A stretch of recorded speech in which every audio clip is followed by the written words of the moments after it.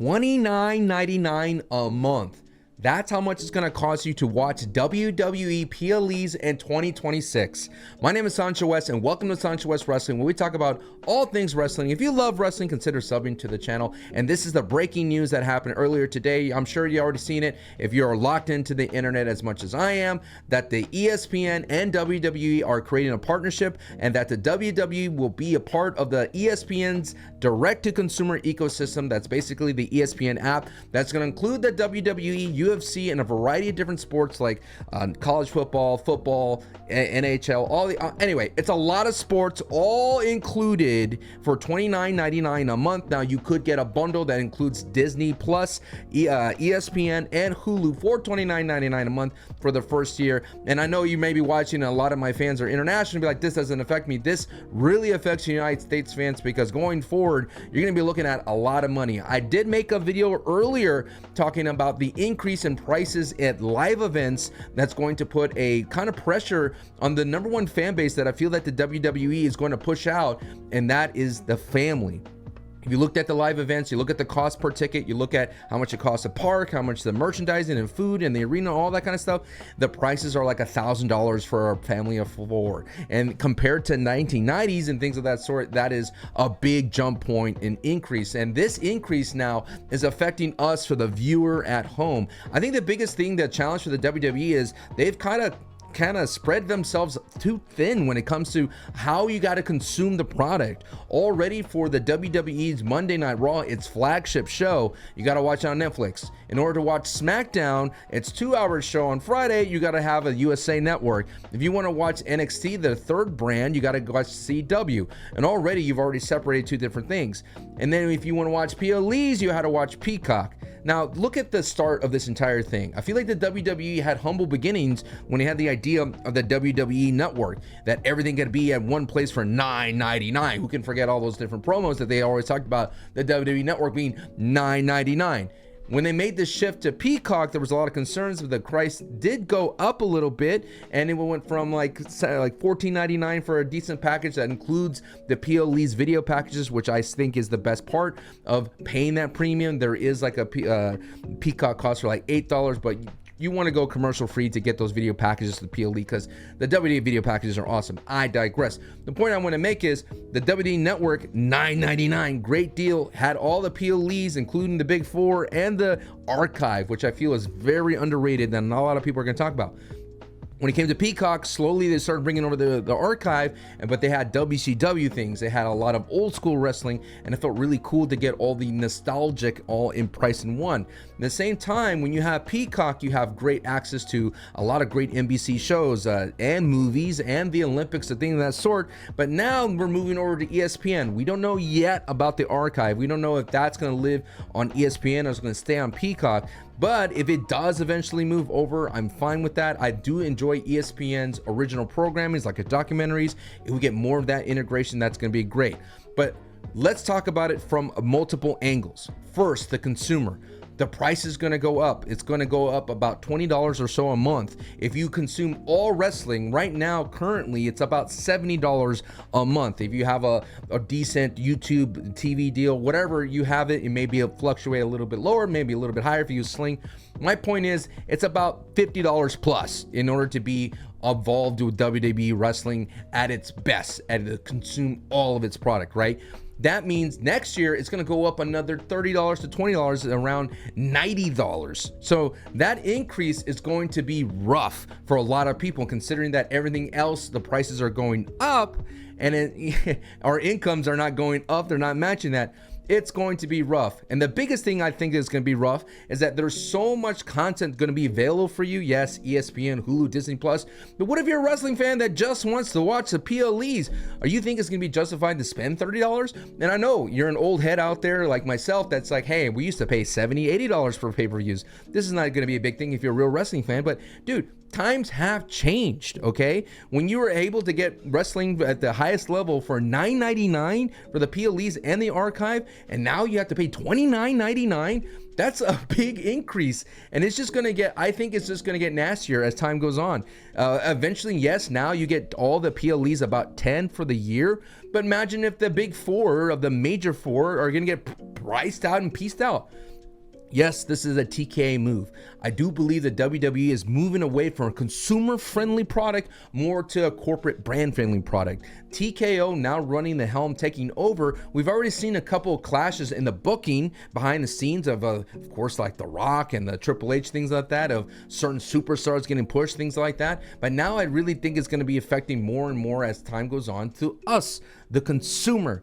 And I think it's a big bummer that the WWE is doing that. Now, as a superstar, you got to be exciting. You are going to be on the biggest sports platform in the United States on ESPN. And at the same time, for more of the wrestling fans that enjoy kind of like the integration of different content, you're going to have sports celebrities at in the fan. You're going to have more interactions with athletes and things of that sort. Think about when Netflix first stepped on the scene. You had Netflix celebrities, you had Netflix comedians being in backstage segments.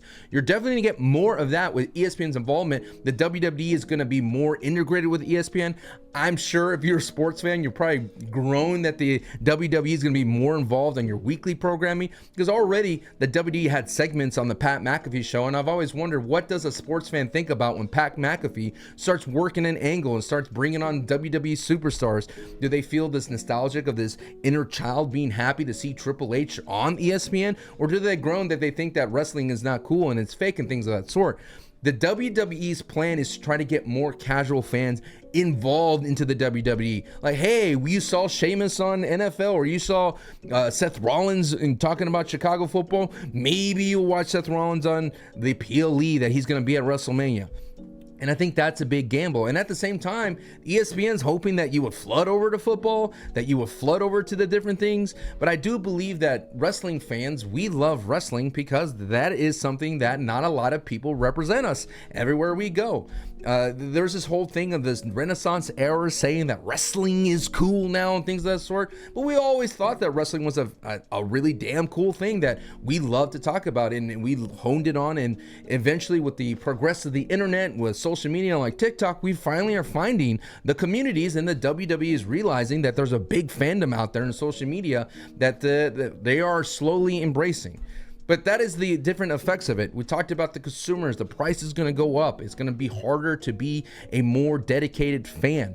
And imagine if you're a dedicated fan at home and then you're going to a live event, the cost is just going to go up higher, and it goes from a good, feel-good, cheap carnival type of entertainment that pro wrestling roots started from into this thing that's going to be a luxury. And already the notion that Disney is going to be overseeing everything when it comes to the PLEs, there's just so many question marks all over the board. Now, like I said, collaborations, integrations, all that stuff is going to be cool, I think. I think that's the stuff that gets me the most excited. And if we get more of everything for the increase in price, that's a big W. But if we get the same or worse, less than what we're getting now, and we're paying more, that's going to be a big concern. I already have issues with a number of matches on a PLE. Already they're double dipping in communities and double dipping in cities and doing 2 nights SummerSlam, 2 nights WrestleMania, 2 nights in the future of Royal Rumble, 2 nights of Money in the Bank. Now, already to get one experience, to get one PLE, because the WWE is saying the SummerSlam was one big SummerSlam. They got separated into 2 nights. You're going to have to pay double to see that card. Now, good thing here at home we don't have to, because we pay that monthly fee. But the point is, I'm hoping we get more matches on PLEs. That's what we need to see. I don't want to spend $30 a month to see 4 or 5 matches on a big PLE. That should not happen. Going forward, we should push a little bit more. We should get 7 to 8. Am I wrong? If I feel that I'm paying a little bit more, shouldn't I get a little bit more on the plate?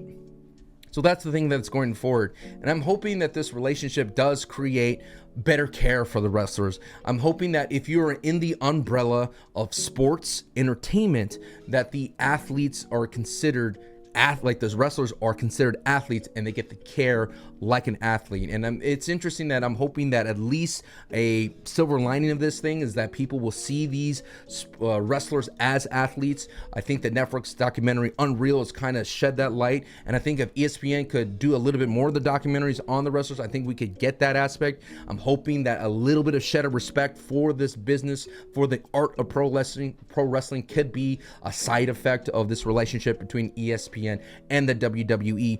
Already I've seen the UFC and the WWE where they're kind of blending, but it's not mashing correctly like UFC fans and WWE fans. It's a weird relationship. And now imagine adding football, and now imagine baseball and basketball and all the fandom. So we're coming in the house, all right? We're going to be in the house of the mouse, so to speak, very, very soon, and we'll all see how that all shakes out. But I am interested to what you think about this entire thing. Are you excited for this relationship between ESPN and WWE, or are you, like myself, see a couple of beige flags about this entire experience, considering that it feels like slowly and slowly things are going up higher and higher, and the basic things that we used to enjoy that used to cost very little or for free are now seemingly being cost. They're charging us now, and it's going to be a tough thing. Last thing I'll leave is, I know this doesn't affect international fans, and I know there's people out there in the comments saying, oh, you've probably already written that VPNs are going to be a thing. Use a VPN. But those cost $8. You're still going to need a Netflix thing, because Netflix International already has Raw, SmackDown, NXT, things of that sort, and the PLEs.